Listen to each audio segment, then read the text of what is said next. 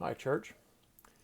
You ever wondered why God was so specific when He required certain types of sacrifices from the Israelites? If you look at Exodus 29 and then in Leviticus as well, there's several places where he points out the specific parts of the animals that He wanted sacrifices that had to go onto the altar. And one that always seemed odd to me was kidneys. The kidneys had to be part of the sacrifice, whether it was a peace offering, sin offering, several others. I know when they consecrated Aaron and his sons to be priests, kidneys of the animal was part of the sacrifice. Now it seems odd to me.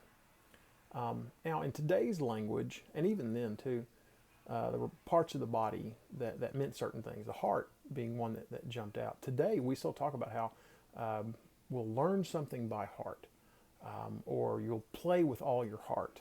Tell my boys out on the soccer field all the time. Play with your heart. And what we're trying to say is you put everything you have into it. If you learn something by heart, it's not just that you're memorizing it for the short term. You're not just trying to do a quick recall for a test. You're learning it so that it becomes part of you. That's learning it by heart. Well, the heart has not always held the spotlight as far as that usage is concerned. Back in the time of the Israelites, the kidneys were viewed in a very similar manner. Most likely got that from the Egyptians. Remember, the Israelites spent many years in Egypt as slaves, and so they picked up some of that Egyptian culture.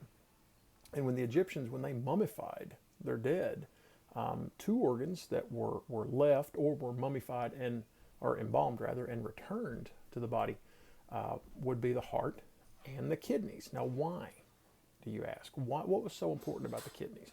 Well, medicine back then obviously is not like medicine today, and so they didn't fully understand how certain parts of the body worked. But they knew that once you start cutting into a body, or in the case of a sacrifice, cutting into the animal, the further in you get, the more importance that came to bear on that animal. At least that's what they believed. And so the kidneys, as you're dissecting an animal, the kidneys are the last thing you get to. And so back then they saw the kidneys as very important. That had to be the very essence of who that person was, or what that animal was in the case of a sacrifice. So why is it then in Exodus 29 and then in early parts of Leviticus, why does God tell the people that the kidneys are part of the sacrifice? Well, He's telling His people that when you sacrifice to me, I want the very essence, the core, that which matters most to you and to that sacrifice. That's what I want on the altar.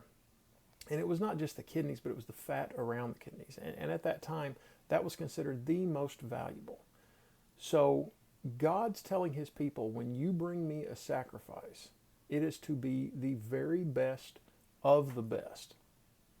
That's the only thing He would accept. And so that's why kidneys were part of that, because the kidneys were seen as the very core of that animal. Now, if He requires that of His people, then when He gives a sacrifice, He does the exact same thing. When He makes a sacrifice, He sacrifices His very best. In this case, His Son, Jesus, who was the very best of God, who was the very best of mankind. He came to earth, lived His life as an example, as a pure example of what we're supposed to be, of what humanity is supposed to be. And so because He is the very best of God, the very best of God's creation, He became that sacrifice.